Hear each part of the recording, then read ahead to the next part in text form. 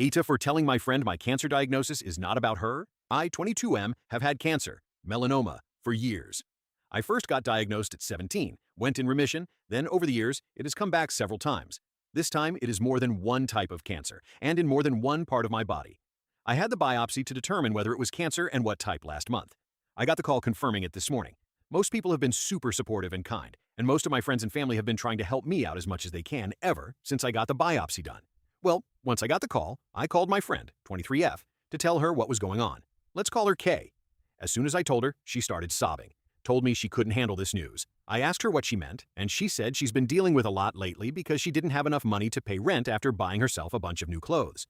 For context, she lives with her parents, and the rent she pays isn't even used for rent. It's to pay back the money she stole from her parents last year. Admittedly, this upset me a little bit, because I felt like she was focusing more on how she felt about the situation rather than how I felt. At first, I apologized for making her upset and asked if she wanted to talk later, when she wasn't so upset.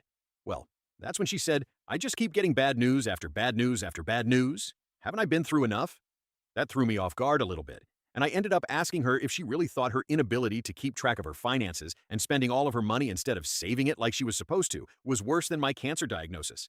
I know I could have handled this better, but I was, and still am, all over the place emotionally. She got angry with me, told me I had no right to comment on her financial situation, and that I'm a terrible friend for throwing her pain and suffering in her face.